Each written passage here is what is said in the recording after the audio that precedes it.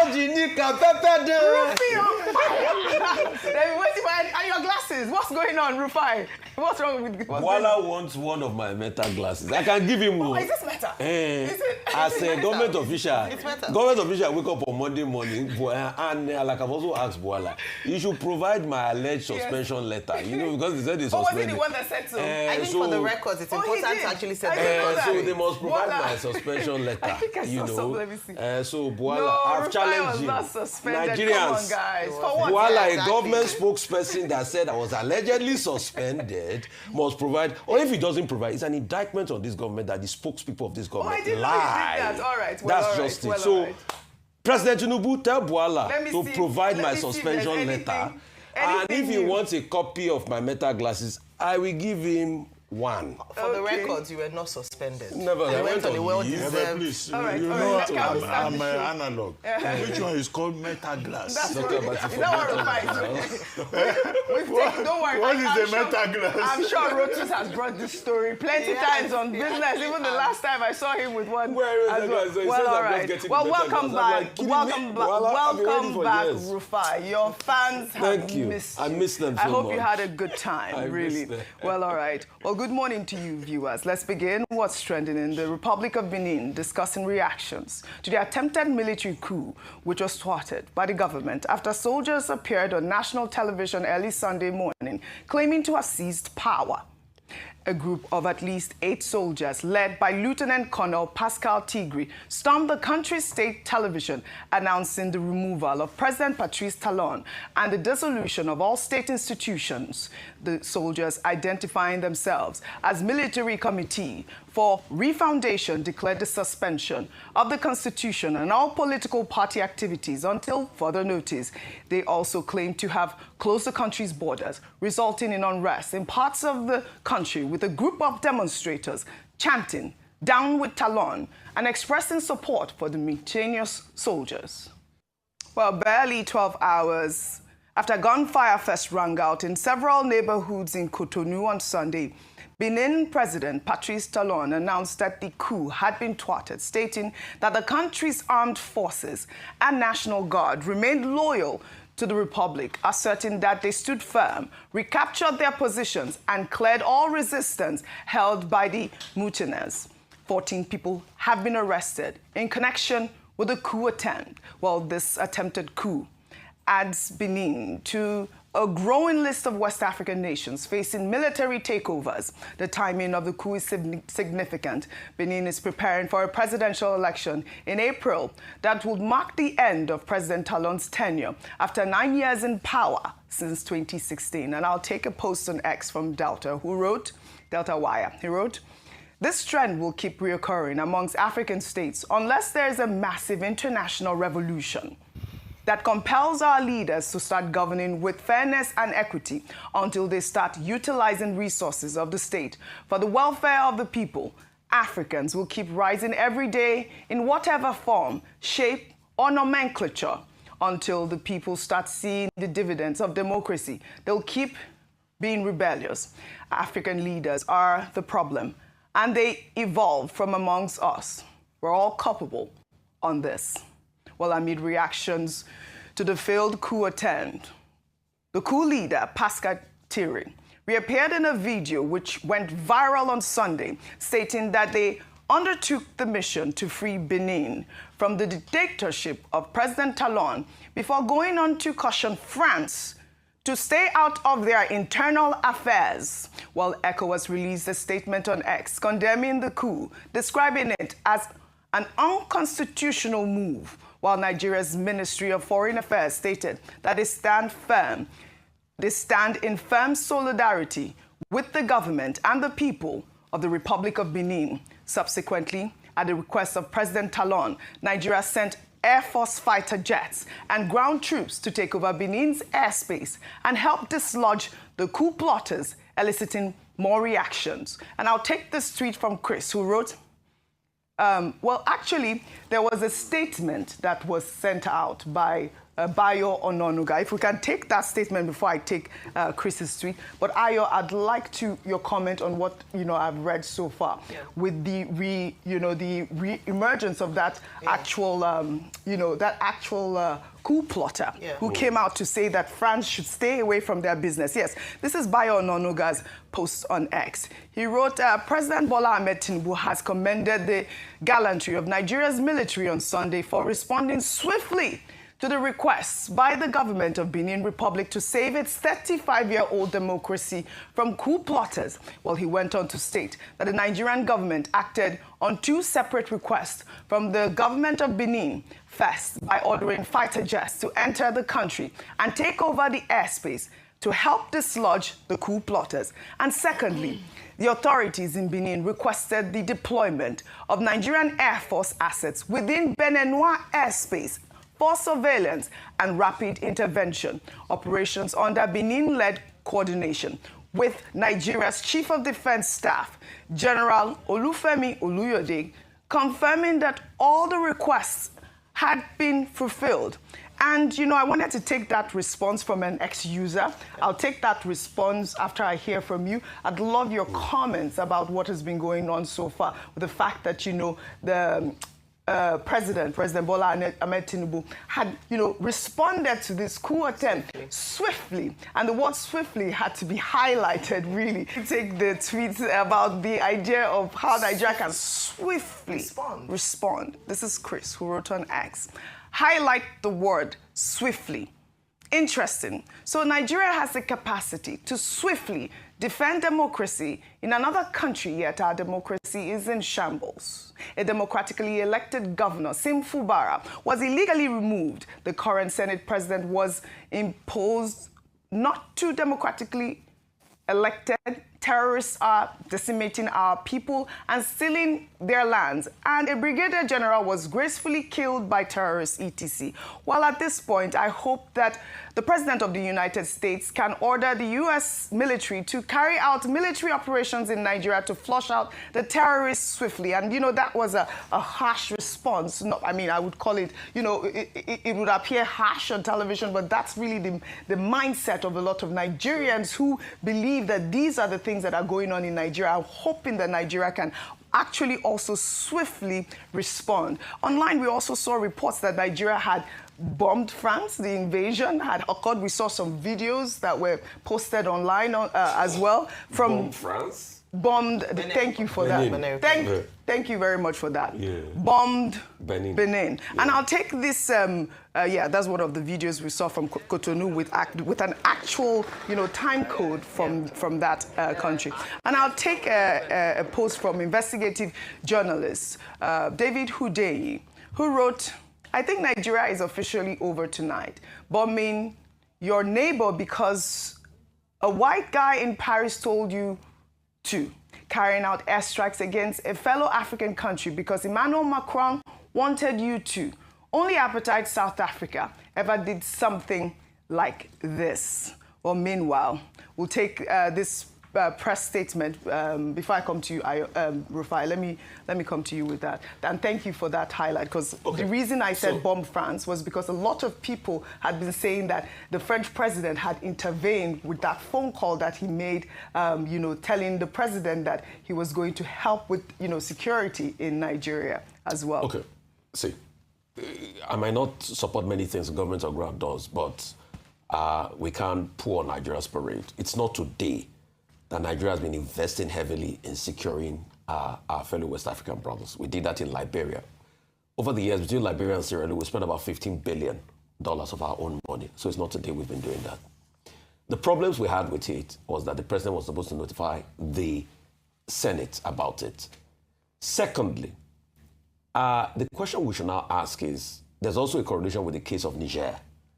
That, okay, in the case of Niger, we didn't go in there because there were protests and everything, because of cultural ties and all of that. But the most important question we should ask is, what is leading to all this coup? African leaders themselves. Talon is not a sin. See the protests. People were saying, Abba Talon. Down with Talon. So a lot of people were not really in support of this man that had victimized a lot of people in this country. He has put in his finance minister as a likely successor now. Just on Saturday, the National Assembly in Benin Republic passed a law saying they were going to extend presidential term and things like that. So the leaders themselves have not crowned themselves in glory. And that's what we should keep talking about. If we keep having these Yahoo-minded leaders on the African continent, that once they get into power, they think life is all about them. And it's not only Talon. We could go back to the days of Matthew Kerekou. Kerekou also did the same too in Benin Republic. So when are we going to say down with these leaders, abba with these leaders? Just like Thomas Isodore Noah Shankara used to say back in the days, colonialism, abba, imperialism, abba. When are we going to say abba with these bad leaders on the African continent? Because if we don't say that, the coup will continue to happen. Despite the fact that we say we do not support coup, we are totally against coup, the coups will continue to happen if we don't speak tall against these leaders that are making the condition rife for these coups. Like I rightly said, Dr. Abati, French President Emmanuel Macron over the weekend pledged to increase, French support for Nigeria in tackling terrorism and its array of security challenges. After a conversation with President Bwala Tinubu, Macron made this declaration in a post on X on Sunday, in which he stated that no one can remain in the sidelines of the fight in the country. And, really quickly on everything that we've discussed so that we can sum this up, and then I'll move to the other stories. Okay, first, let me talk geopolitics. Now, Nigeria is the most prominent country in West Africa. It's the big power in West Africa. Now, up north, you have Egypt. Down south, you have South Africa. So, in terms of geopolitics, Africa, the primary powers relate to Africa in terms of that tripod. Now, America still has its influence with Egypt. It seems to be losing influence with Nigeria. Nigeria is moving towards France. Nigeria is moving towards China and other partners. South Africa, America does not even have a good relationship with South Africa. Now, the subtext, in my view, is that you now see America trying to see how it can regain its foothold in West Africa. In West Africa, that has a part of it has gone in the direction of Russia, another part has gone in the direction of China. Nigeria is very friendly under this president with France. So President Macron also calls, he says he's having this solidarity with Nigeria. So it's the subtext that we should look at. And that is why it's important that Nigeria is now setting up a working group led by the NSA, Ribadu, and we are talking to America, and they are talking about strategic partnership. The subtext of it is, I think America is trying to find a way to work its way back to regain its influence within this region. As for the coup in Benin, Republic of Benin, it was President Boni Yayi, former president of Republic of Benin, who used to refer to Republic of Benin as Nigeria's 37th state. And he used to refer to President Jonathan as my elder brother, and President Obasanjo as his father. That's how close we are, both in terms of culture, in terms of amity, and all of that. So that was why I said, you will say that President Tinubu has acted reasonably by intervening in that country. Not on the invitation of France. I have not seen where it was France that asked Nigeria to go to Cameroon. France does not have such powers.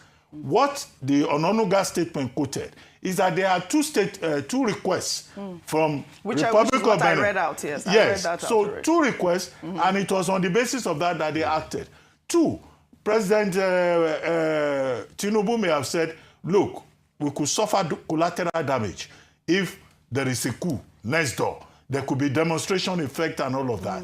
So he deployed the troops. So you may say that is reasonable. But does he have the authority to deploy our troops? Those were the questions. Air Force. Does he have the powers under the Constitution? And I say he does not. And that was why I said earlier that Section 305, sub 2 and 3 says, okay, even if he acts unilaterally, within a period of 14 days, he has to seek the concurrence of the National Assembly of Nigeria.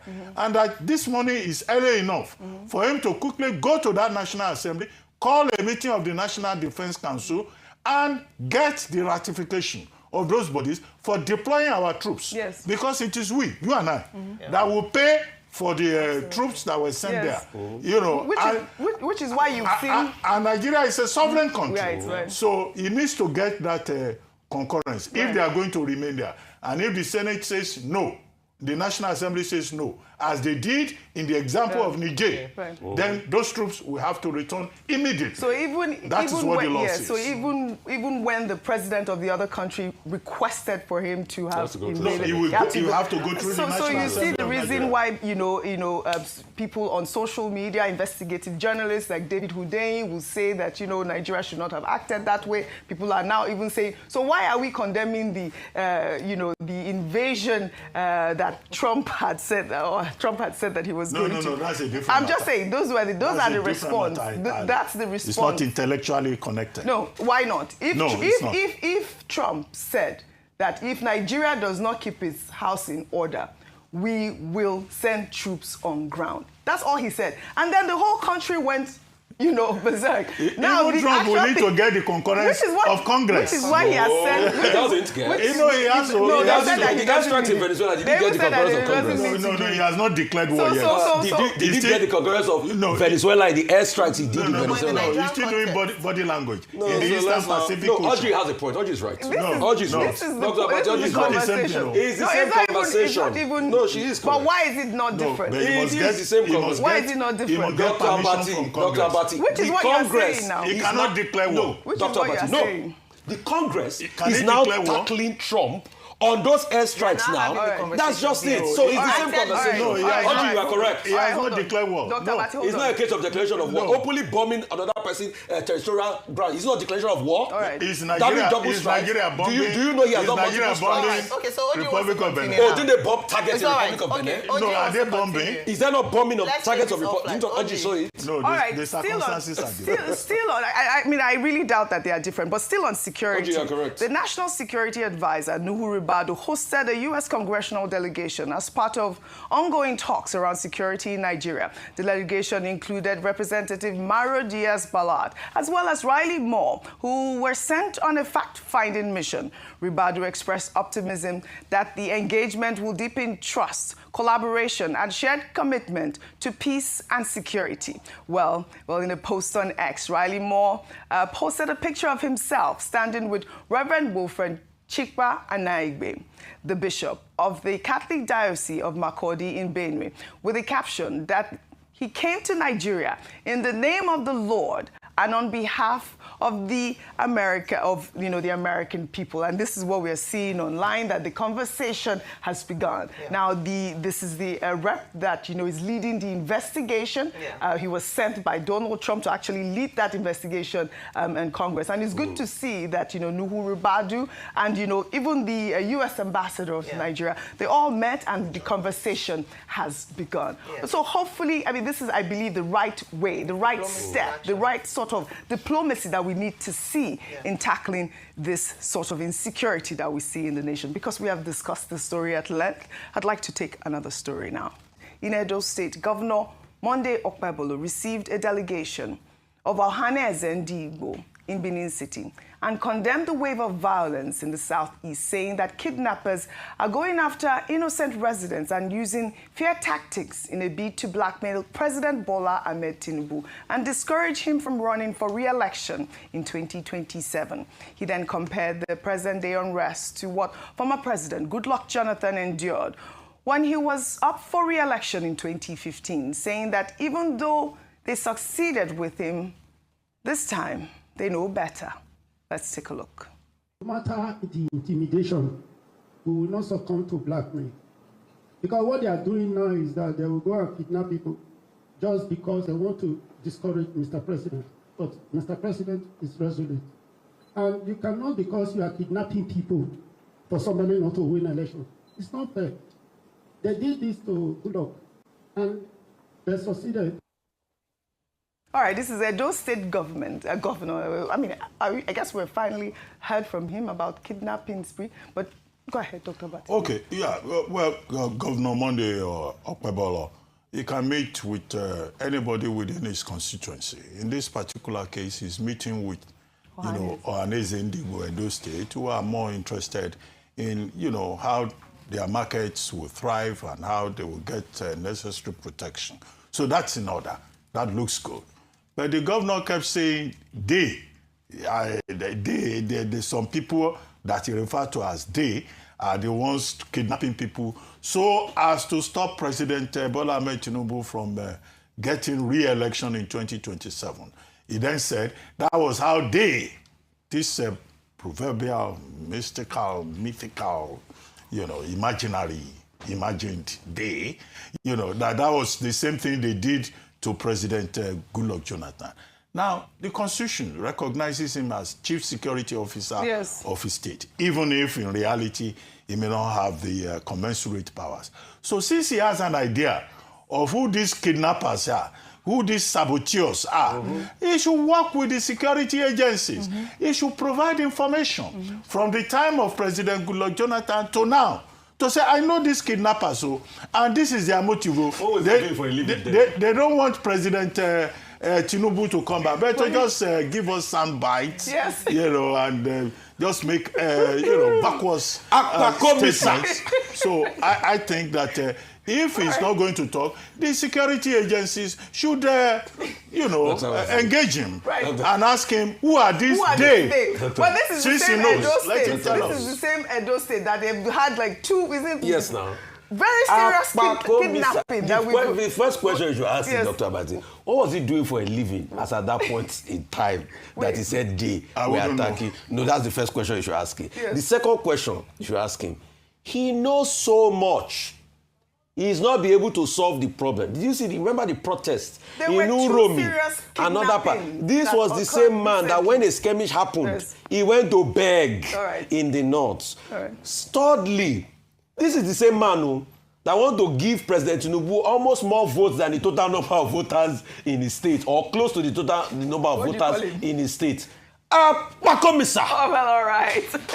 Well, before we take our milestone report now. Should have its limits. No. He doesn't have his limit in Nigeria. Under Tinubu's government, it can never have his limit under President Tinubu's government. He's enamored with the president. I think first he should tackle insecurity in his state. Yes. That's the major thing that we charge the governor of Edo State. Now we know that he can respond. He should respond to those kidnappings, though. Really, we want to hear that.